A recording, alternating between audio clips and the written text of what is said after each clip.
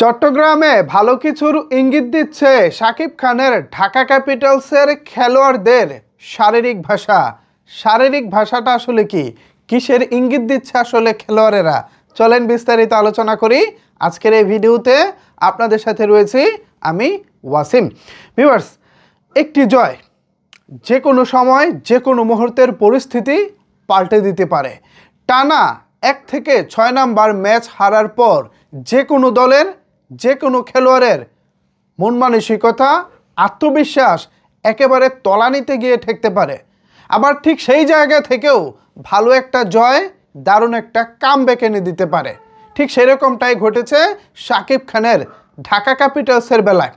টানা 6 ম্যাচ হারার পর 7 নাম্বার ম্যাচে এসে যখন রেকর্ড সংখ্যক একটি জয় পায় ঢাকা ক্যাপিটালস, তখন কিন্তু আর পিছনের যেই লসগুলো, পিছনের যে ভুলগুলো, পিছনের যে ব্যর্থতাগুলো, এগুলো কিন্তু আর মাথায় থাকে না। সিলেট পর্বে সর্বশেষ ম্যাচ খেলেছিল ঢাকা ক্যাপিটালস দুর্বার রাজশাহীর বিপক্ষে। সেখানে বাংলাদেশ ক্রিকেট এবং বিপিএলের ইতিহাসে 20 ওভারে 254 রানের রেকর্ড সংখ্যক রান সংগ্রহ করে ঢাকা ক্যাপিটালস। পাশাপাশি 149 রানের বিশাল জয় পায় ঢাকা। এছাড়া উদ্বোধনী জুটিতে 241 রানের সেই অবিস্মরণীয় রেকর্ড এবং 2 জন ওপেনারেরই সেঞ্চুরি। এত সব সুখ স্মৃতি নিয়ে ঢাকা ক্যাপিটালস উড়াল দিয়েছে চট্টগ্রামের উদ্দেশ্যে।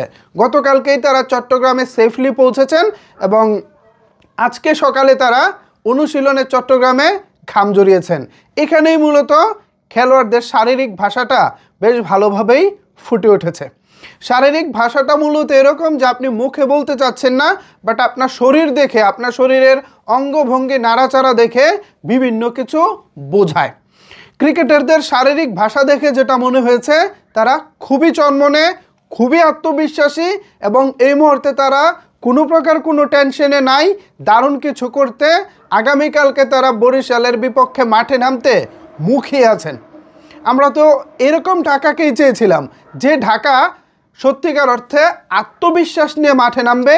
তারা নিজেদের মধ্যে বিশ্বাস রাখবে যে না, আমরা পারি, আমাদের মধ্যে সেই ক্ষমতা আছে। বাট যেটা হয়, অনেকগুলো ম্যাচ নর্মালি হেরে যাওয়ার পর ক্রিকেটারদের মানসিকভাবে একটু ডাউন ছিলেন ক্রিকেটাররা এবং সেই জায়গা থেকে অবিস্মরণীয় কামব্যাক সব কিছু মিলিয়ে ভালো কিছুর ইঙ্গিত দিচ্ছে ঢাকা ক্যাপিটালস। আমি সমর্থক হিসেবে আশা রাখি আগামীকাল ফরচুন বরিশালকে দুর্দান্তভাবে হারাবে ঢাকা ক্যাপিটালস, কারণ হারানোর তো কোনো বিকল্প নাই। এই টুর্নামেন্টে টিকে থাকতে হলে এখন থেকে 1 বাই 1 একটা করে ম্যাচ জিততেই হবে। এখানে হারার কোনো অপশনই নাই, কারণ শুরুতে 6টা ম্যাচ হেরে গেছে ভাই। এখানে নতুন করে হারার কোনো সুযোগ নাই। এখন থেকে জিততেই হবে এবং জেতার জন্যই মাঠে নামতে হবে। সো আমাদের আগামীকালকের মিশন ফরচুন বরিশাল। কি মনে হয় ভিউয়ার্স, কালকে কেমন করতে পারে? এছাড়া ক্রিকেটারদের যে শারীরিক ভাষা দেখতেছি, সব কিছু মিলিয়ে আমি আত্মবিশ্বাসী।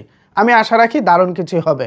এখন এ বিষয়ে যদি আপনাদের কোনো কিছু বলার থাকে, তাহলে অবশ্যই সেটি নিচের কমেন্টস বক্সে, এই নিচের কমেন্টস বক্সে জানাতে পারেন।